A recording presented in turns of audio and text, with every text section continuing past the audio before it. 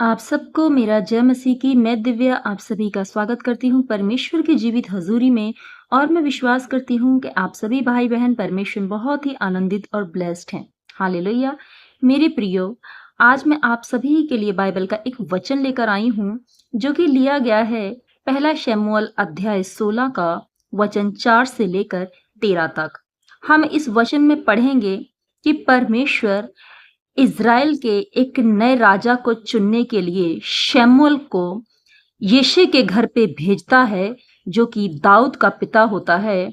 और परमेश्वर शमूएल से कहते हैं कि तू बैतलहम नगर को जा और वहां पे एक घर है जो कि यिशै का घर है, और तू वहां पर जाना और उसके बेटों में से जिसे मैं कहूंगा उनका अभिषेक करना। और मेरे प्रियो, शमूएल परमेश्वर की आज्ञा मानकर उस नगर में जाता है और हम देखेंगे कि आखिर शमूएल किसका अभिषेक करता है और इस कहानी से परमेश्वर हमसे क्या बात करता है। और हम जानेंगे कि जैसे परमेश्वर ने शमूएल के द्वारा अपने जन को चुना और क्या देखा उसके अंदर, जो परमेश्वर ने अपने उस जन को चुना अपने काम के लिए, अब इज़राइल का राजा होने के लिए, उसी तरह से परमेश्वर आखिर क्या हमारे अंदर देखता है, अपने लोगों के अंदर वो क्या देखता है, वो क्या चाहता है कि उसके लोग उसके लिए ये करें, और वो परमेश्वर अपने कामों के लिए अपने लोगों को, अपनी प्रजा को चुने। हालेलुया। तो अगर आप भी चाहते हैं कि आप परमेश्वर के कामों के लिए बुलाए जाएं, चुने जाएं, इस्तेमाल हों और परमेश्वर आपका भी अभिषेक करे, आप परमेश्वर का अभिषेक चाहते हैं, उसका मस्सा चाहते हैं, तो आज की वीडियो आपके लिए है। और आप आज इस वचन में, इस वीडियो में बने रहें, इस वीडियो को पूरा वॉच करें, वचन को पूरा सुने, गहराई से सुने और परमेश्वर के भेदों को जाने। परमेश्वर आज आपसे बात करेगा। आमीन। तो आइए हम वचन को शुरू करें। परमेश्वर का वचन कहता है, तब शमूएल ने यहोवा के कहने के अनुसार किया और बैतलहम को गया। उस नगर के पुरनिये थरथराते हुए उससे मिलने को गए और कहने लगे, क्या तू मित्र भाव से आया है कि नहीं? उसने कहा, हाँ, मित्र भाव से आया हूँ, मैं यहोवा के लिए यज्ञ करने को आया हूँ। मेरे प्रियो, हम इस लाइन को समझेंगे। जब शमूएल बैतलहम नगर में जाता है तो वहाँ के जो लोग होते हैं वो बहुत घबरा जाते हैं, वो डर जाते हैं, वो थरथरा जाते हैं, क्योंकि शमूएल एक परमेश्वर का नबी था। और पहले के ज़माने में परमेश्वर हर एक जन से बात नहीं करते थे, वो अपने नबियों के द्वारा अपने आज्ञाओं को लोगों तक पहुंचाते थे। तो लोग बहुत डर गए जब शमूएल उनके नगर में आया, तो लोग बहुत डर गए कि क्या पता परमेश्वर का कौन सा प्रकोप भड़का है कि परमेश्वर का आज नबी हमारे इस शहर में आया हुआ है, हमारे इस गांव में आया है। परमेश्वर का नबी जब कहीं जाता था, किसी शहर, किसी गांव में, किसी नगर में, तो वो बहुत बड़ी बात समझी जाती थी और वहां पे लोगों के अंदर भय का माहौल छाया था कि पता नहीं परमेश्वर का प्रकोप अब किसके ऊपर भड़कने वाला है। या तो परमेश्वर का नबी कोई बहुत अच्छी बात लेकर आया है या तो कोई बहुत बुरी बात लेकर आया है। इसीलिए वहां के लोग बहुत घबरा गए, डर गए और शमूएल से पूछने लगे, क्या तू मित्र भाव से आया है? तो शमूएल ने कहा कि हाँ, मैं मित्र भाव से आया हूँ, मैं यहोवा के लिए यज्ञ करने आया हूँ। आगे हम वचन में पढ़ेंगे। परमेश्वर का वचन कहता है, तुम अपने आप को पवित्र करके मेरे यज्ञ में आओ। तब उसने यिशै और उसके पुत्रों और पवित्र यज्ञ में आने का न्योता दिया। जब शमूएल यज्ञ करने के लिए गया तो उसने यिशै को कहा कि अपने सभी बेटों को लेकर आना, उन्हें न्योता दिया यज्ञ में। और वहीं पे परमेश्वर की आज्ञा के अनुसार शमूएल यिशै के बेटों में से किसी एक का अभिषेक करने वाला था। आगे परमेश्वर का वचन कहता है, जब वे आए तब उसने एलियाब पर दृष्टि करके सोचा, निश्चय यह जो यहोवा के सामने है वही उसका अभिषिक्त होगा।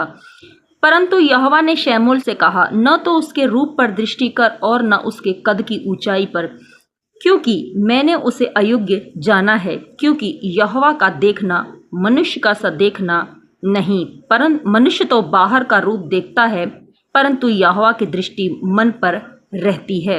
यहाँ पर जब यिशै का पहला बेटा आया तो शमूएल ने पूछा, क्या यही है, क्या मैं इसका अभिषेक करूं? तो परमेश्वर ने शमूएल से मना कर दिया। उसने कहा ये नहीं है, क्योंकि परमेश्वर ने शमूएल के पहले बेटा जो था उसको अयोग्य जाना था।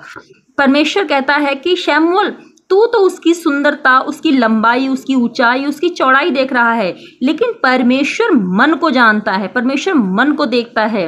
आप भी सोच रहे होंगे कि परमेश्वर मुझे चुनेगा, मुझे अपने काम के लिए इस्तेमाल करेगा, क्योंकि मैं तो चर्च जाता हूँ तो मैं सबसे आगे बैठता हूँ, मैं तो अच्छे से तैयार होकर जाता हूँ, मैं तो बड़ी बड़ी बातें करता हूँ, मैं तो परमेश्वर का बहुत ज्ञान रखता हूँ, मुझे तो बाइबल की बहुत नॉलेज है, परमेश्वर तो बेशक मेरा ही अभिषेक करेगा, आज तो परमेश्वर का मस्सा मुझे मिल ही जाएगा। लेकिन आप अंदर कैसा जीवन जी रहे हैं ये भी परमेश्वर जानता है। गुप्त में आपका जीवन कैसा है परमेश्वर ये भी जानता है। आप चर्च में सबसे आगे बैठे हैं ये परमेश्वर के लिए मायने नहीं रखता है। आप कितनी ऊंची हाथ उठाकर हालेलुया कितनी तेज बोल रहे हैं ये मायने नहीं रखता है। लेकिन आप गुप्त में चर्च से बाहर आने के बाद अपने दोस्तों के साथ बैठकर कैसे गंदी बातें करते हैं, कैसा ठट्ठा करते हैं, गुप्त में रात में आप गुप्त में अपने मोबाइल में कैसी गंदी वीडियो देखते हैं, उस समय परमेश्वर आपको देख रहा होता है। जब आप रोड पर चल रहे होते हैं, कोई स्त्री या कोई पुरुष जब जा रहा होता है, आपके मन में, आपकी आंखों में, आपकी दृष्टि में उस पुरुष या उस स्त्री के प्रति कैसी भावना होती है, गंदी या अच्छी,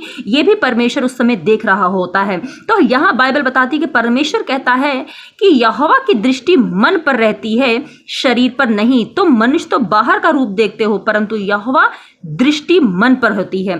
तो यदि आप गुप्त में परमेश्वर के साथ वफादार हैं, ईमानदार हैं, तो परमेश्वर आपको अपना मस्सा देता है, अभिषेक करता है। अगर आप बाहर से बेशक ही बहुत खूबसूरत हैं, बहुत आत्मिक है, बहुत नॉलेज रखते हैं, बहुत बाइबल का ज्ञान रखते हैं, लेकिन आपका भीतरी जीवन, आपका आंतरिक मन, आपका अंदर का मन, आपके अंदर की आत्मा अगर अशुद्ध है, अपवित्र है, बुरे कामों से, गंदगी से, शैतानी कामों से भरी हुई है, तो आप सोचे कि मेरा परिवार मस्से में आ जाए, मेरे ऊपर प्रभु का मस्सा मिल जाए, मुझे गैर भाषा मिल जाए, मैं लोगों को हील करने लग जाऊं, मैं बाइबल का प्रचार करने लग जाऊं, प्रभु मुझे इस्तेमाल करे। तो मेरे प्रिय प्रभु ऐसे इस्तेमाल नहीं करता है। आपको पहले अपनी वफादारी प्रभु को दिखानी पड़ती है, आपको प्रभु में वफादारी के साथ चलना पड़ता है, आपको अपना जीवन प्रभु में समर्पित करना पड़ता है, तब परमेश्वर आपको अपने कामों के लिए इस्तेमाल करता है। आगे हम परमेश्वर का वचन पढ़ेंगे। यहोवा ने इसको भी नहीं चुना, फिर यिशै ने शम्मा को भी नहीं चुना। इस प्रकार यिशै ने अपने 7 पुत्रों को शमूएल के सामने भेजा और शमूएल यिशै से कहता गया, यहोवा ने इन्हें नहीं चुना। तब शमूएल ने यिशै से कहा, क्या सब लड़के आ गए? वह बोला, नहीं, छोटा तो रह गया और वह भेड़ बकरियों को चरा रहा है। शमूएल ने यिशै से कहा, उसे बुलवा भेज, क्योंकि जब तक वे न आए तब तक हम खाने को न बैठेंगे। मेरे प्रियो, शमूएल नबी उस गांव में, बैतलहम गांव में आया हुआ है और यिशै को आज्ञा दी कि अपने सभी बेटों को तू यज्ञ में लेकर आना।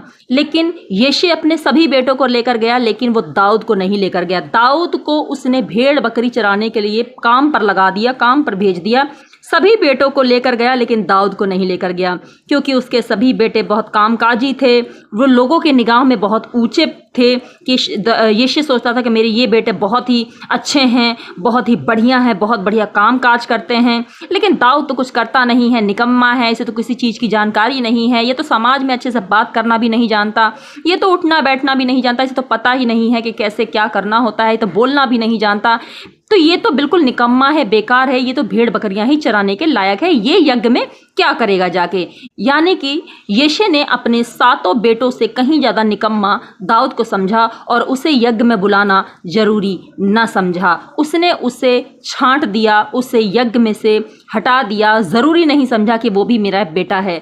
लेकिन परमेश्वर की दृष्टि उसी के ऊपर थी जिसे लोगों ने निकम्मा समझा। उसके खुद के बाप ने, उसके खुद के भाइयों ने, उसके खुद के लोगों ने दाऊद को जब निकम्मा समझा, उसे छांट दिया, उसे यज्ञ में नहीं बुलाया। उसी पर परमेश्वर की दृष्टि पड़ी और मेरे प्रियो, परमेश्वर ने दाऊद को ही चुना। इसी तरह से जब आपको भी लगता है कि कोई आपको घर में वैल्यू नहीं कर रहा है, आपको कोई पूछ नहीं रहा है, आपके साथ कोई प्रेम नहीं कर रहा है, मेरे प्रियो, उस समय परमेश्वर की दृष्टि आपके ऊपर होती है, क्योंकि आप गुप्त में परमेश्वर के साथ वफादार होते हो। दुनिया आपको भले निकम्मा समझे, लेकिन आप यदि गुप्त में भी परमेश्वर के साथ वफादार हो, वो आपकी राख जैसी जिंदगी में जान डालने की ताकत रखता है। यिशै के जो बाकी बेटे थे वो बहुत ही डील डॉल में अच्छे थे, बातचीत करने में अच्छे थे, बाकी कामों में वो बहुत ही अच्छे थे, इसीलिए यिशै ने उन्हें वैल्यूबल समझा, यिशै ने उसकी वैल्यू समझी और उन बेटों को लेकर गया। लेकिन परमेश्वर ने उन बेटों को हटा दिया, अपने कामों के लिए इस्तेमाल नहीं किया। उन अपने कामों के लिए परमेश्वर ने यिशै के 7 बेटों का अभिषेक अभिषेक नहीं किया। लेकिन जिसको यिशै ने छांट दिया था, जिसको यिशै ने निकम्मा समझा था, जो उसका सबसे छोटा बेटा था, जिसको यिशै ने यज्ञ में बुलाना भी जरूरी नहीं समझा, जिसको यिशै ने भेड़ बकरियां चराने के लिए भेज दिया, जिसकी कोई वैल्यू नहीं समझी, परमेश्वर ने उसी को अपने कामों के लिए मसा किया, उसी को बुलाया। तो अगर आप भी परमेश्वर के साथ वफादार हैं, आप परमेश्वर के साथ बने हुए हैं, समाज आपको भले धिक्कार दे, समाज आपको भले ही छोड़ दे, परिवार में भले आपकी कोई इज्जत ना हो, आपकी माँ, आपके बहन, आपके भाई, आपके मित्र, आपकी कोई भी भले इज्जत ना कर रहा हो, लेकिन गुप्त में आपका पिता जो है वो आपको देख रहा है। अभिषेक दाऊद का ही क्यों हुआ, हम इस बात को भी जानेंगे।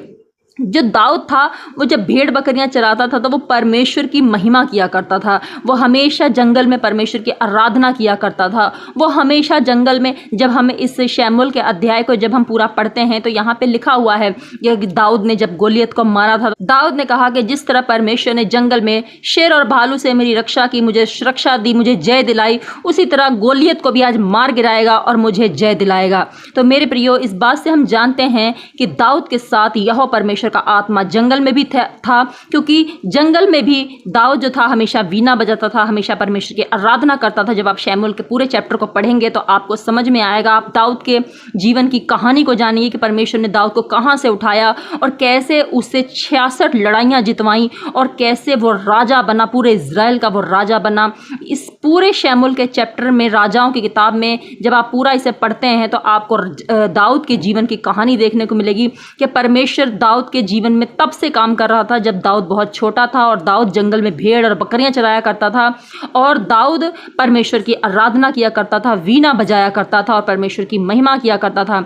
उसका परमेश्वर के साथ एक कनेक्शन था क्योंकि उसके भाइयों ने, उसके पिता ने उसे निकम्मा समझा, उसे जंगल में भेड़ बकरियां चराने के लिए छोड़ दिया, उसकी कोई वैल्यू नहीं समझी।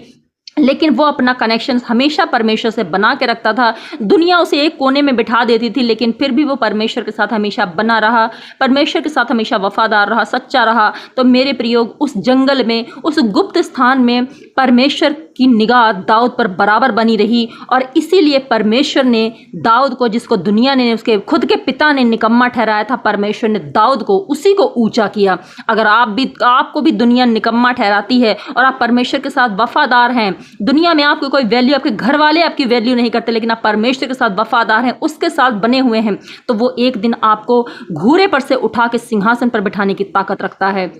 हम यहाँ देखेंगे, लिखा है, शमूएल ने यिशै से कहा, उसे बुलवा भेज, क्योंकि जब तक वे न आए तब तक हम खाने को न बैठेंगे। तब वह उसे बुलाकर भीतर ले आया। उसके तो लाली झलकती थी और उसकी आंखें सुंदर और उसका रूप सोडोल था। तब यहोवा ने कहा, उठकर इसका अभिषेक कर, यही है। तब शमूएल ने अपना तेल का सींग लेकर उसके भाइयों के मध्य में उसका अभिषेक किया और उस दिन से लेकर भविष्य को यहोवा का आत्मा दाऊद पर बल से उतरता रहा। तब शमूएल उठकर रामा को चला गया। आमीन। तो मेरे प्रियो, हमने इस वचन से क्या सीखा कि परमेश्वर ने अपने इस वचन में कहा है कि तुम तो, मनुष्य तो इंसान के डील डॉल, उसकी सुंदरता को देखता है, लेकिन जो परमेश्वर है, परमेश्वर उसके मन को देखता है। जिसका परमेश्वर अभिषेक करता है वो चाहे कितना ही सुंदर हो, लेकिन अगर उसके काम अच्छे नहीं हैं, वो परमेश्वर के साथ वफादार नहीं है, तो वो परमेश्वर की कभी भी अभिषेक को नहीं पा सकता। और चाहे वो कितना ही कुरूप हो, बदसूरत हो, दुनिया से निकाला हो, दुनिया ने उसे धुतकार दिया हो, लेकिन यदि वो परमेश्वर में बना है, वो परमेश्वर में वफादार है, वो परमेश्वर के लिए अपना जीवन जी रहा है, वो छोटी छोटी बातों में परमेश्वर की आज्ञा मानता है, वो सदा परमेश्वर के साथ कनेक्ट है, वो सदा परमेश्वर के कामों को करता है, वफादार है, वो पूरी तरह से ईमानदार है, शैतान के कामों से दूर है, नशे व्यभिचार से, पाप से दूर है और वो परमेश्वर को सदा महिमा देता है, तो वो दुनिया से चाहे कितना भी निकाला धत्कारा गया हो, परमेश्वर एक दिन उसे उठाकर जरूर खड़ा करता है, जैसे कि उसने दाऊद को खड़ा किया।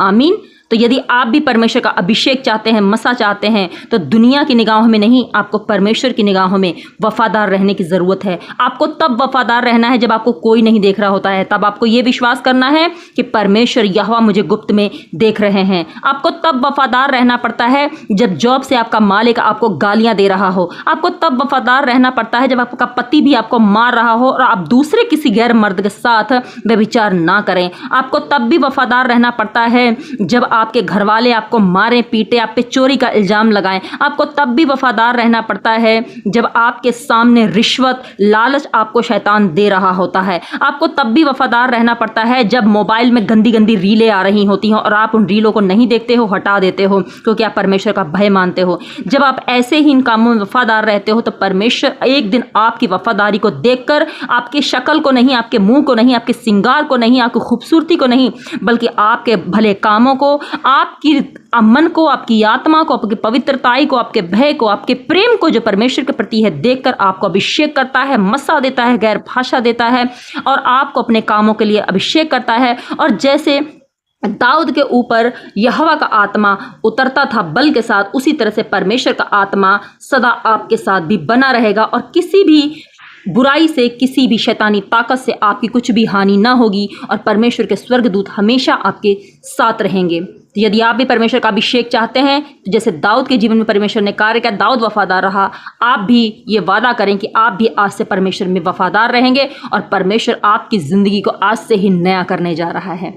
आमीन। तो मेरे प्रियो, आज की वीडियो अगर आपको अच्छी लगी है, प्रभु ने आपको ब्लेस किया है, विश्वास करें कि आज के वचन के द्वारा ब्लेस हैं, आपका मन, आपका हृदय परमेश्वर परिवर्तित करने जा रहा है और आप एक नई उजाले को, एक नए प्रकाश को अपने जीवन में देखने जा रहे हैं। आज से ही प्रण लें कि मैं परमेश्वर के लिए जीऊंगा, मैं परमेश्वर के लिए मरूंगा, मेरा जीवन परमेश्वर में पूरी तरह से समर्पित है। यदि आज से ही आप वाचा बांध रहे हैं तो परमेश्वर के दूत आज से ही आपके साथ हैं।